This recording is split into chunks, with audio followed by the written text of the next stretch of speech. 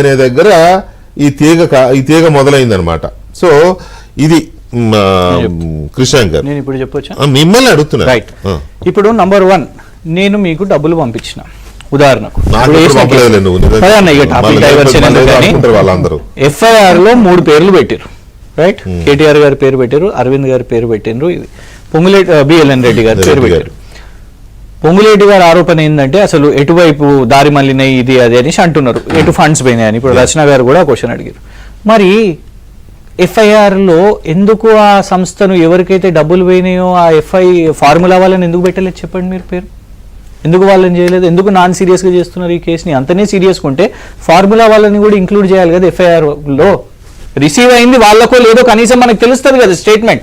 Has the formula received the 55 crores or not? If they have received for what purpose they have received, అది license ఫీయా కాదా లేదు? వీళ్ళు వేస్తున్న ఆరోపణలు అన్నాడు.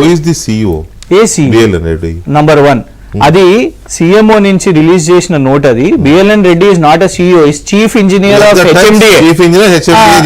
మరి ఇప్పుడు ఏం చేస్తుండో మాకేం సంబంధం? ఆ ఎప్పుడైతే అయిందో అప్పుడు HMDA పాపం వీళ్ళు పప్పులో కాలేసి ఏంటంటే CEO అనగానే పాపం చాలా మంది మన వాళ్ళు CEO అనేది ప్రైవేట్ కంపెనీకి వేసారు. ఆయన HMDA, మీరే ఇప్పుడు CEO అని ఎత్తిరిగా. ఒక నిమిషం ఇంటరప్ట్ చేయ.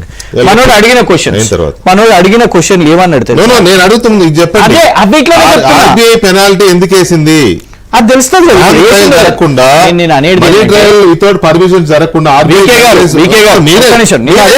మళ్ళీ రిపీట్ చేయకండి క్వశ్చన్. టైం నిమిషం వేస్ట్ అవుతుందండి. నేను అడిగినా నాకు నచ్చడం చేయడం కుదరదు. ఆర్బీఐ గైడ్లైన్స్ వైలేట్ చేయకపోతే పెనాల్టీ ఎందుకు పడుతుంది? మీరు అన్నట్టు ప్రొసీజరల్ ల్యాబ్స్ లేకుంటే టెక్నికల్ ల్యాబ్స్ అవుతుంది, కానీ కరప్షన్ ఎట్లయితుంది అంటే how will it be corruption? Number 1 ఎందుకంటే మీరు కరప్షన్ అని చెప్తున్నారు కదా, పోకా వేసి మీరు ఇవో పైసలు తిన్నారు ఇదంతా అనేసి వాళ్ళకి చెప్తున్నారు. ఇంకొకటి నంబర్ 2 మీరు ఏమంటున్నారు? క్యాబినెట్ అప్రూవల్ లేదు అని వారంటారు, మీరంటారు. నేనేమంటానంటే నేను అనట్లే, ప్రభుత్వం చెప్పింది నేను దాన్నే మళ్ళీ చెప్తున్నారు. సరే మీరు మీడియేట్ చేస్తున్నారు వాళ్ళకి, కానీ నేను అదే చెప్తున్నాను. అదానీ గారి దగ్గర 100 కోట్లు తీసుకోవడానికి క్యాబినెట్ అప్రూవల్ ఉండేనా? నంబర్ 1 బయట పెట్టండి. ఒక నిమిషం 1,50,000 కోట్లు ముఖ్యమంత్రి రేవంత్ రెడ్డి గారు మూసీ కోసం ప్రకటించారు కదా, క్యాబినెట్ ఆమోదం ఉన్నదా? 75,000 కోట్లు జూపల్లి కృష్ణారావు గారు ప్రకటించారు కదా, క్యాబినెట్ ఆమోదం ఉన్నదా? 4,100 కోట్లు DPR లేకుండానే వరల్డ్ బ్యాంక్ నుంచి అప్పడిగిరు కదా, దానికోసం క్యాబినెట్ లో ఆమోదం ఉన్నదా? కేంద్ర ప్రభుత్వం నుంచి 14,000 కోట్లు మాకు మూసీ ఇల్లు కూల్చివేస్తున్నాము, మూసీ చేస్తాం, ఇది ఆమోదం ఉన్నదా? చెప్పండి, క్యాబినెట్ ఆమోదం ఉన్నదా?